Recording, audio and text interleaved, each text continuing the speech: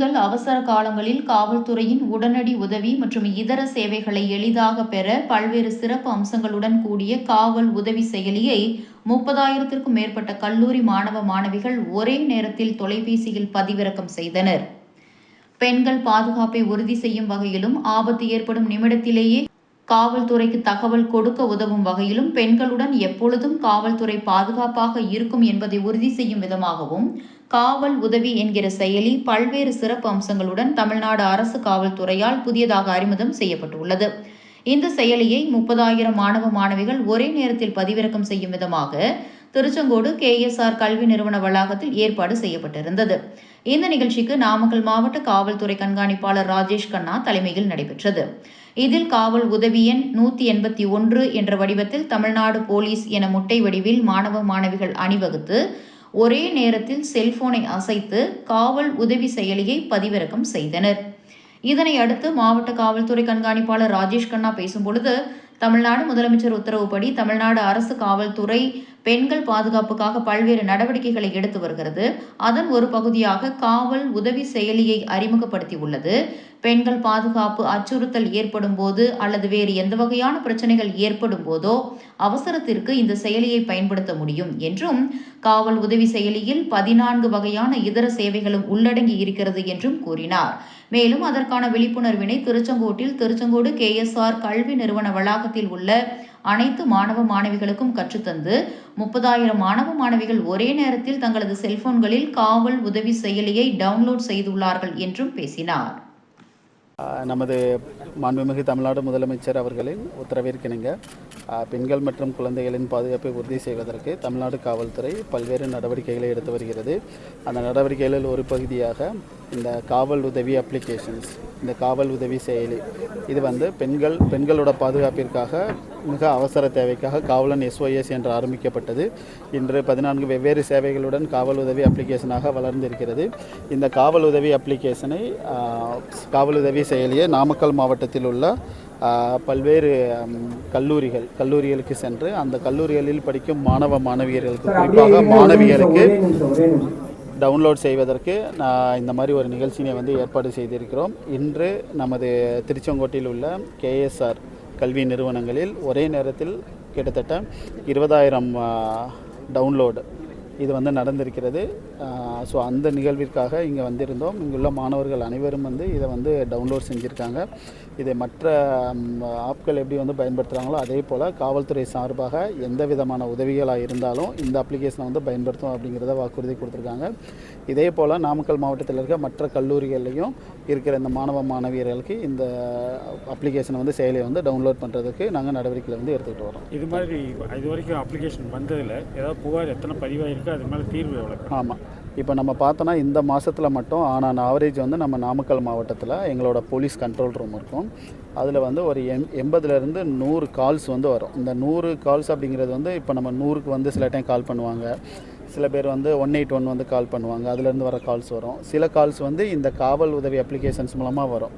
இந்த மார்ச் மாதத்தில் மட்டும் நம்ம பார்த்தோம் அப்படின்னா ஒரு நாளைக்கு குறைஞ்சபட்சம் 5லேருந்து 10 கால் இந்த காவல் உதவி அப்ளிகேஷன்ஸ் மூலமாக வருது.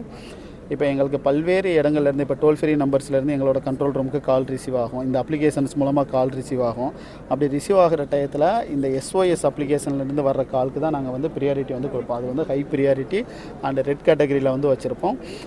100 கால்ஸ்லேருந்து வந்தாலும் இந்த SOSலேருந்து வர்றதுக்கு நாங்கள் டாப் ப்ரியாரிட்டி கொடுக்கறதுனால நிறைய பெண்கள் அதை பயன்படுத்த ஆரம்பிச்சிருக்காங்க. இப்போ தான் அது கொஞ்சம் கொஞ்சமாக விரிவடைஞ்சிட்டு வருது. இப்போ கல்லூரிகளில் விழிப்புணர்வு ஏற்படுத்திட்டு இந்த விழிப்புணர்வு இல்லை, இந்த கல்லூரி மாணவர்களே அவங்க அடுத்த லெவலில் இதை கொண்டு போகிறதுக்கு ப்ராமிஸ் பண்ணியிருக்காங்க. ஒரு மாணவரும் அவங்களுக்கு தெரிஞ்ச சுற்றத்தார், உறவினர்கள், நண்பர்கள், அவங்க ஊரில் இருக்க மற்ற ஃப்ரெண்ட்ஸ் எல்லாருக்குமா சேர்ந்து ஒருத்தரும் இன்னொரு 50 பேருக்கு இதை டவுன்லோட் செய்ய வச்சு அவங்களே பயன்படுத்துவோம் அப்படிங்கிறத உறுதி செஞ்சுருக்காங்க. இப்போ இங்கே 20,000 மாணவர்கள் இருக்காங்கன்னா 20,000 மாணவர்கள் குறைஞ்சபட்சம் ஒரு 50 பேரை டவுன்லோட் பண்ண வச்சாங்கன்னா அது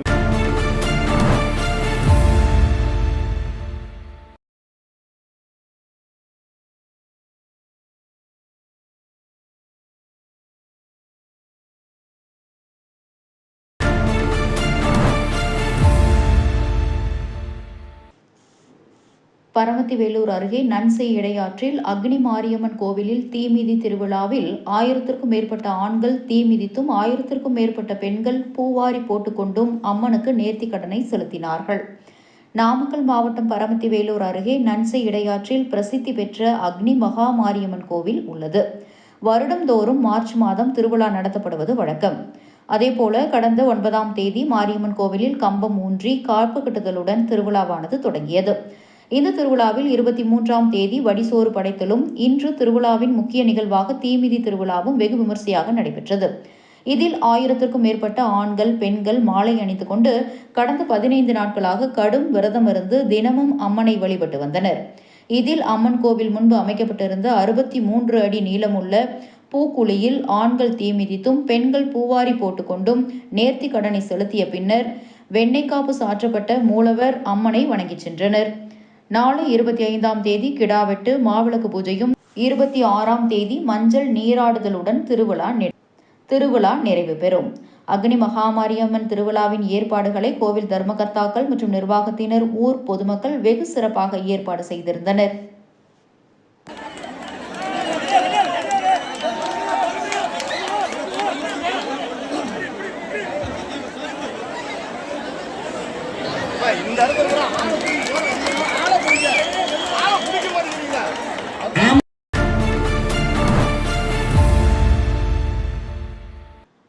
ராசிபுரம் பகுதியில் தீபாவளி பலகார சீட்டு நடத்தி பல லட்சம் ரூபாய் மோசடி செய்து தலைமறைவான நில புரோக்கர் மீது மாவட்ட காவல் கண்காணிப்பாளர் அலுவலகத்தில் பாதிக்கப்பட்டவர் புகார் அளித்துள்ளார். ராசிபுரம் பகுதியில் தீபாவளி பலகார சீட்டு நடத்தி பல லட்சம் ரூபாய் மோசடி செய்து தலைமறைவான நில புரோக்கர் மீது மாவட்ட காவல் கண்காணிப்பாளர் அலுவலகத்தில் பாதிக்கப்பட்டவர்கள் புகார் அளித்துள்ளனர். ராசிபுரம் பட்டணம் சாலை மின்வாரி அலுவலகம் அருகே வசித்து வருபவர் சங்கர். இவர் அந்த பகுதியில் ஜெராக்ஸ் கடை நடத்தியும் வந்தார். மேலும் இவர் வீடு, நிலம் வாங்கி விற்கும் இடைத்தரகர் வேலையையும் செய்து வந்த நிலையில் பல ஆண்டுகளாக தீபாவளி பலகாரம் சீட்டு மற்றும் 1 லட்சம், 2 லட்சம் என ஏல சீட்டும் நடத்தி வந்ததாக கூறப்படுகிறது. பல ஆண்டுகளாக இவர் இந்த தொழில் செய்து வந்த நிலையில் இவரை நம்பி ராசிபுரம் மற்றும் சுற்றுவட்டார பகுதியில் 150க்கும் மேற்பட்டோர் இவரிடம் தீபாவளி பலகார சீட்டும் 1 லட்சம் ரூபாய், 2 லட்சம் ரூபாய் ஏலச்சீட்டும் போட்டு பணம் கட்டி வந்திருந்தனர். இவர் பொதுமக்கள் இருப்பிடத்திற்கு சென்று பணம் வாங்கி வரவு செலவு செய்து வந்த நிலையில் இவர் கடந்த 1 மாத காலமாக யாரிடமும் பணம் வாங்க வீட்டிற்கு வராமலும் பணம் கொடுத்தவர்களிடம் முறையாக பதில் இல்லாததால் பணம் கட்டியவர்கள் சங்கர் வீட்டுக்கு சென்று பார்த்தபோது வீடு பூட்டி கிடப்பதைக் கண்டு அதிர்ச்சி அடைந்தனர். இவரிடம் பலரும் பல லட்சம் ரூபாய் ஏமாந்துள்ளதாக தெரிகிறது. இதனால் ஏமாற்றம் அடைந்த பலர் ராசிபுரம் காவல் நிலையத்திலும் மற்றும் பலர் நாமக்கல் மாவட்ட காவல் கண்காணிப்பாளர் குற்றப்பிரிவு அலுவலகத்திலும் புகார் மனு அளித்துள்ளனர். அந்த மனுவில் 100க்கும் மேற்பட்டோர் ஏல சீட்டு மற்றும் பலகார சீட்டு பணம் கட்டி வந்ததாகவும், தற்பொழுது தலைமறைவாகியுள்ள சங்கரை கண்டுபிடித்து தங்களுடைய பணத்தை மீட்டுக் கொடுக்கும்படியும் கோரிக்கை விடுத்துள்ளனர். நாமக்கல் மாவட்டம் ராசிபுரத்துலேருந்து வரேங்க. சங்கருங்கிற மேலே சீட்டு போட்டு கிட்டத்தட்ட பல பேர் ஏமாந்துருக்கோம். அதில் நானும் ஒருத்தன். கிட்டத்தட்ட 2-3 தடவை சீட்டு போட்டிருக்கோம், ஒழுங்காக கொடுத்தா அப்படி. ஆனால் இப்போ கடைசியாக சீட்டு முடிஞ்ச காலத்தில் ஒரு 5-6 மாதம் ஆகுது. பணத்தை ஃபுல்லாகவே அடிச்சுட்டு எஸ்கேப் ஆகிட்டா அப்படி. கிட்டத்தட்ட ஒரு 30-40 பேர் பக்கம் போட்டிருக்கோம். கிட்டத்தட்ட அமௌண்ட்டை பார்த்தோம்னாக்கா ஒவ்வொருத்தரும் 4 லட்சம், 5 லட்சம், 3 லட்சம், கிட்டத்தட்ட பார்த்தோம்னா 1 கோடி ரூபாய்க்கு மேலே வருதுங்க. அதனால இங்கே எஸ்பி ஆஃபீஸில் வந்து கம்ப்ளைண்ட் கொடுக்க வந்திருக்கோம்.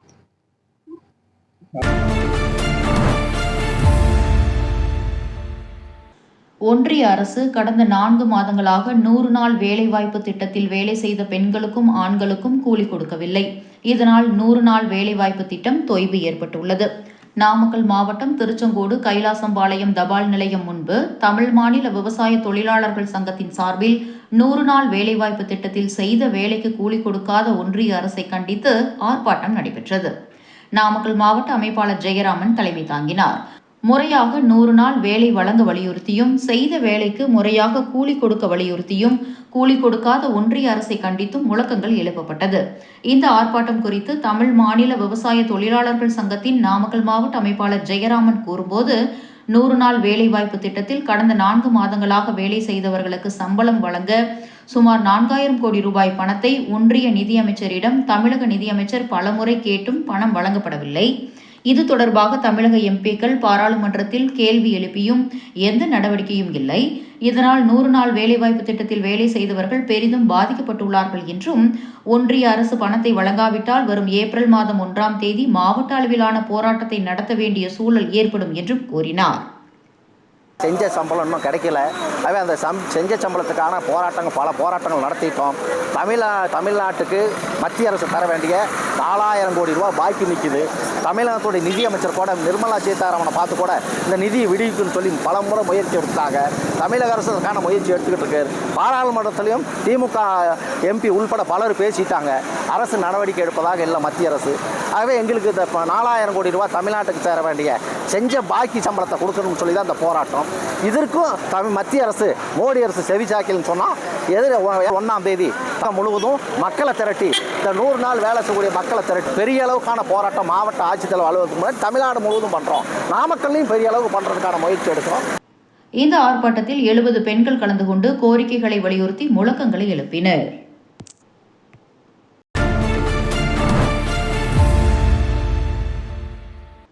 தமிழக முதல்வர் மு.க.ஸ்டாலின் அவர்களின் பிறந்தநாளை முன்னிட்டு ராசிபுரம் நகர 16வது வார்டு திமுக சார்பில் சிறப்பு பல் மருத்துவ முகாம் நடைபெற்றது. நாமக்கல் மாவட்டம் ராசிபுரத்தில் தமிழக முதல்வர் கழக தலைவர் தளபதி மு.க.ஸ்டாலின் அவர்களின் பிறந்தநாளை முன்னிட்டு பல்வேறு சிறப்பு நிகழ்ச்சிகள், ஏழை எளியவருக்கு நலத்திட்ட உதவிகள் மற்றும் ஜல்லிக்கட்டு போட்டி போன்றவை நடைபெற்றது. இந்த நிலையில் ராசிபுரம் நகர 16வது வார்டு திமுக சார்பில் சிறப்பு பல் மருத்துவ முகாம் ஏற்பாடு செய்யப்பட்டு சிறப்பாக நடைபெற்றது. இதில் பல் சம்பந்தப்பட்ட பிரச்சினைகளுக்கு சிறப்பாக மருத்துவம் பார்க்கப்பட்டு அவர்களுக்கு உரிய சிகிச்சை குறித்து ஆலோசனையும் வழங்கப்பட்டது. ராசிபுரம் நகர செயலாளர் என்.ஆர். சங்கர் அவர்களின் ஆலோசனையின் பெயரில் நடைபெற்ற இந்த சிறப்பு பல் மருத்துவ முகாமில் பலரும் பயனடைந்தனர். மேலும் இந்த பல் மருத்துவ முகாமில் டாக்டர் சௌந்தர்யா அவர்கள் கலந்து கொண்டு பொதுமக்களுக்கு ஆலோசனைகளை வழங்கினார். இந்த சிறப்பு முகாமை பூபதி, ராஜராஜ சோழன் ஏற்பாடு செய்திருந்தனர். மேலும் இதில் பழனியப்பன், அன்பழகன், சுரேஷ், சண்முகம் மற்றும் 16வது வார்டு நகரமன்ற உறுப்பினர் லலிதா, மேலும் காங்கிரஸ் நிர்வாகி பாலு உள்ளிட்டோர் பலர் கலந்து கொண்டு சிறப்பித்தனர்.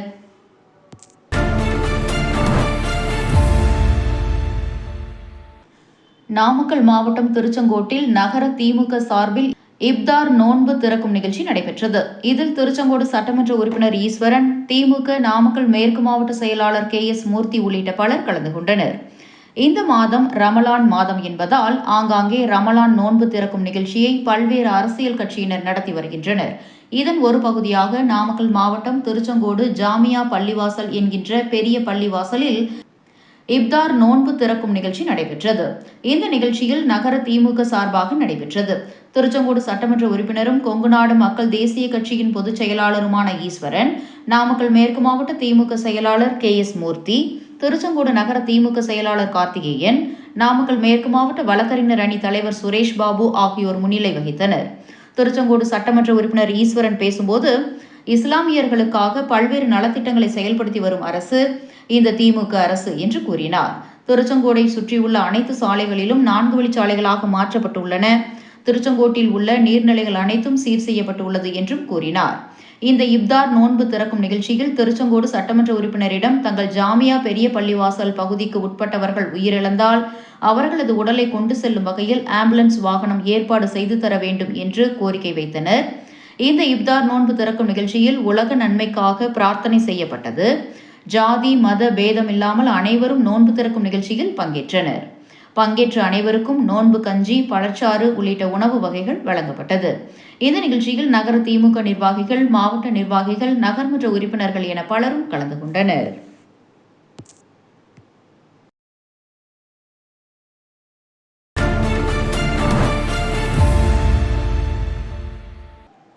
நாமக்கல் சிவ ஆலயத்தில் ஸ்ரீ சரபேஸ்வரருக்கு பங்குனி மாத ஞாயிற்றுக்கிழமை ராகுகால சிறப்பு பூஜை.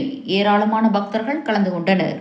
நாமக்கல் மாவட்டம் மோகனூர் காவிரிக்கரை மீதுள்ள அருள்மிகு அசுல தீபேஸ்வரர் சிவ ஆலயத்தில் பங்குனி மாத ஞாயிற்றுக்கிழமையை முன்னிட்டு இங்கு தனி சன்னதியில் உள்ள ஸ்ரீ சரபேஸ்வரருக்கு மாலை 4:30 மணியிலிருந்து 6 மணி வரை உள்ள ராகுகால நேரத்தில்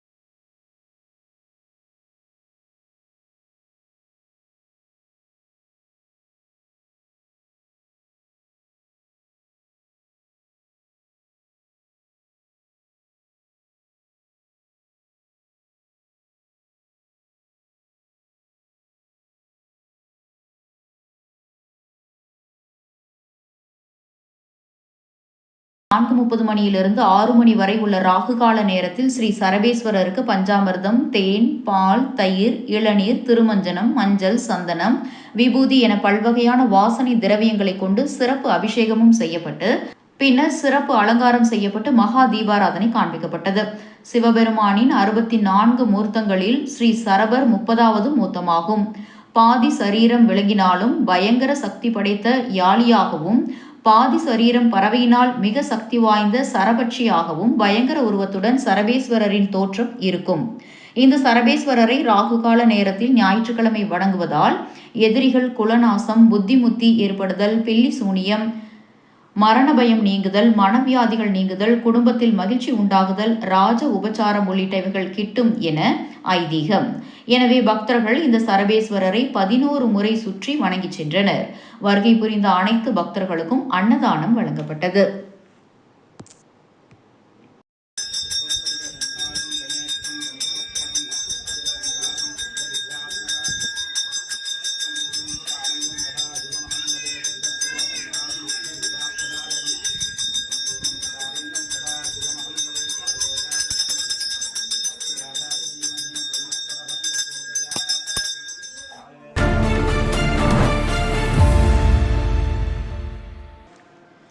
மக்கள் குறை தீர்க்கும் நாள் கூட்டத்தில் மாற்றுத்திறனாளிகள் நலத்துறை சார்பில் மாற்றுத்திறனாளிகளுக்கு 23,000 ரூபாய் மதிப்பிலான அரசு நலத்திட்ட உதவிகளை நாமக்கல் மாவட்ட ஆட்சித்தலைவர் மருத்துவர் ச. உமா வழங்கினார்.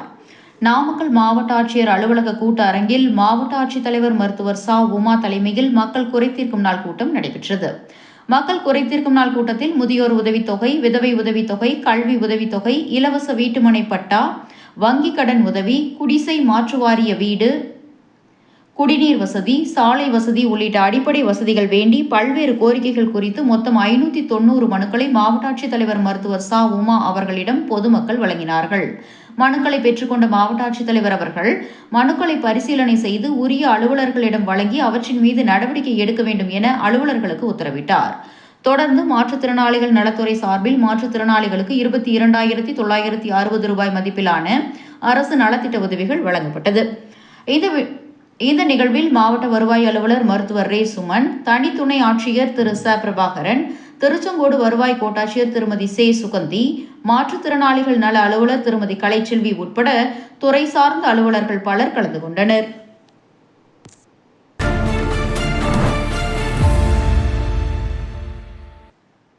காசநோய் இல்லா தமிழ்நாடு திட்டத்தின் கீழ் மாநிலத்திலேயே நாமக்கல் மாவட்டம் முதலிடம். 197 ஊராட்சிகளுக்கு பாராட்டுச் சான்றிதழ் மற்றும் பதக்கம் வழங்கப்பட்டுள்ளது. இவ்வாறு நாமக்கல் மாவட்ட ஆட்சித்தலைவர் மருத்துவர் ச. உமா தகவல் தெரிவித்துள்ளார். தேசிய காசநோய் ஒழிப்பு விழிப்புணர்வு உறுதிமொழி ஏற்கும் நிகழ்ச்சி நாமக்கல் மாநகராட்சி மோகனூர் சாலையில் உள்ள பழைய மாவட்ட மருத்துவக் கல்லூரி மருத்துவமனை வளாகத்தில் மாவட்ட ஆட்சித்தலைவர் மருத்துவர் ச. உமா தலைமையில் நடைபெற்றது. இதில் காசநோய் ஒழிப்பு விழிப்புணர்வு கையெழுத்து இயக்கம் மற்றும் விழிப்புணர்வு பிரச்சாரத்தை தொடங்கி வைத்து காசநோய் ஒழிப்பு பணியில் சிறப்பாக பணியாற்றிய 5 மருத்துவ பணியாளர்கள், அதிக காசநோய்களை கண்டறிய உதவிய மருத்துவமனைகள் மற்றும் 20 காச நோயாளிகளுக்கு 8 மாதம் ஊட்டச்சத்து பெட்டகம் வழங்கி தொண்டு நிறுவனங்களுக்கு மற்றும் 20 காச நோயாளிகளுக்கு 8 மாதம் ஊட்டச்சத்து பெட்டகம் வழங்கிய தொண்டு நிறுவனங்களுக்கு கேடயம் மற்றும் பாராட்டுச் சான்றிதழை வழங்கி மாவட்ட ஆட்சித்தலைவர் பாராட்டினார். மேலும் உலக காசநோய் ஒழிப்பு தினத்தை முன்னிட்டு திருச்செங்கோடு விவேகானந்தா மகளிர் கலை மற்றும் அறிவியல் கல்லூரியைச் சேர்ந்த 250க்கும் மேற்பட்ட மாணவியர்கள் காசநோய் இல்லா நாமக்கல் 2025 என்ற வடிவில் ஒரு சேர நின்று விழிப்புணர்வு ஏற்படுத்தினார்கள். இந்த நிகழ்ச்சியில் நாமக்கல் அரசு மருத்துவக் கல்லூரி முதல்வர் மரு கே. சாந்தா அருள்மொழி, இணை இயக்குனர் மருத்துவ பணிகள் மரு ஆர். ராஜ்மோகன், துணை இயக்குனர் காசநோய் பிரிவு மரு ஆர். வாசுதேவன் உட்பட துறை சார்ந்த அலுவலர்கள் பலர் கலந்து கொண்டனர்.